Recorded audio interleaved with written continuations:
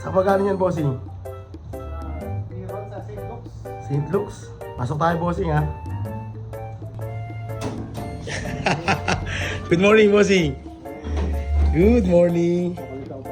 Uy, may chocolate pa. New Zealand. Uy, ilalagay ko ito sa freezer. Medyo malambot na eh. Ayan. So yun, boss, yung project natin. Yung food dog. Oriental. Oriental. Pero may twist. New Zealand fern. Wala akong ano na. Pakita ko na. Sample. Sige nga. New Zealand fern. Fern na. Kasi, kumbaga, ewan ko babagay sa Oriental. Pero, Ngayon ko lang narinig yun. Pero, yung dahon lang siya ng New Zealand. dahon siya. Para siyang parang Yun ang maple siguro leaf ng background. Canada. Parang ganyan. Oo. Parang ganun. Okay. Yung babagay ba? Parang, kahit maliit lang. Kahit background lang ba? Ah, sige, sige, Or- sige. Pero yung food dog talaga yung ano ko. Yung Yung- nakita ko nung nakaraan, yung ginawa ko food dog na may daruma. Ayun nga. Pero ito yung reference ko sa food dog. Pero Sige nga. Oriental. Black and gray tayo, Oriental. black and gray. Spudo. Okay, good. Sige, may naisip na ako. Kung ganito. Tapos bahala ka na kung paano isasama yung ferns kung saan dyan. Ewan ko paano. Okay, alam ko na kung sa kung alam ko na, may idea na ako. Kasi para hindi naman Masyadong kita. Okay, masyadong kita. Pero aakit tayo sa ibabaw ng Akit konti. sa baba ng konti. Imbis na pag ganyan, Pababa, pataas naman pataas na tayo. konti. Sige, pwede. Kaya yan? Kaya.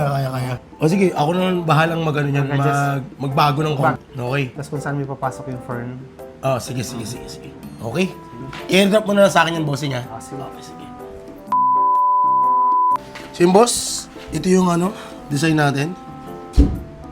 So dito ko siya nilagay, parang naipit siya dun sa kamay niya. So dito lumusot. Tama? So ngayon po, yan po yung design natin. And then kapag nakalapat na po yung sa balat ninyo, ito naman po yung magiging itsura niya. So kung sample nakasando ka, yan ang magiging niya. Ayos. Kamusta? Good. All goods na kagad? So wala nang babaguhin, no? Oo. Lalapat na natin ito. So ito, kung lalagpas ng konti dito sa manggas mo, carry lang. Kahit konting-konti lang, no? Kasi ito yung nahabol natin, yung bukol nito, dito ko na ilalapat yung mukha ng food dog. Tapos kung meron man rito ng konti, siguro ito lang yan, no? Itong part na to, possible. No? May damit ka na lang mahaba. Okay na? Okay, good. So yun mga boss, ito yung project natin ngayong araw. Bali, meron tayong custom design na food dog at black and gray po yung atake natin dito mga bossing. So dito is, nag-edit lang tayo. Ito ipinasok natin itong New Zealand na fern. Tawag ba? Tama ba? So yun, meron tayo ng bagong tutunan na may ganito rin pala ang New Zealand. So itong request ng bossing natin from? Auckland, New Zealand. Okay, good. Akala ko Pampanga kasi palagay ka ng ganun. So muli, ang project natin ay custom design na black and gray at oriental po ang atake. Game! At ayun na nga, game na tayo. Si Tito mga Pati is Oriental Black and Gray po ang gagawin natin. Na kung saan ay meron po akong isi-share sa inyo, lalo na sa ating mga kaibigan na nagsisimula pa lang sa pagtatato. Dito mga Pati, Oriental po yung gagawin natin. Na kung saan gamit na gamit po talaga yung paggamit ng mga power line. Dito kasi mga Pati is talagang nag-i-stand out po yung ating mga piyesang ginagawa kapag tayo ay gumagamit ng power line. Kasi kung babalikan nyo po yung mga piyesa ng Oriental mga Pati, meron po kayong mapapansin doon lagi na ginagamit ng mga artist mga Pati. Ito nga po yung paggamit ng power line.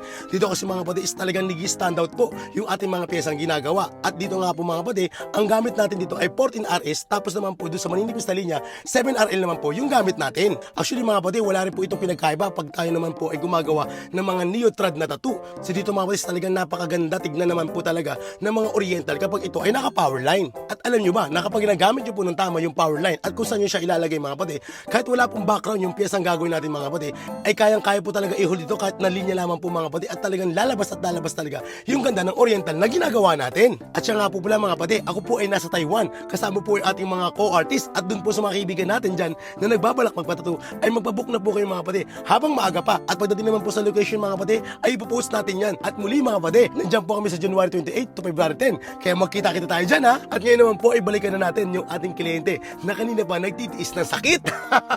Actually mga Pati, hindi naman talaga siya nasasaktan eh. Ang totoo niyan mga Pati is nanonood po siya ng pinikula at nakakaluwa po talaga yung pinikula pinapanood niya mga Pati. Ito po yung Private Benjamin. Naluluwa siya sa tuwa. No, biro lang mga Pati. So ito lang ating finished product mga boss. At total of 6 hours. O diba? Grabe ang tibay ng ating bossing.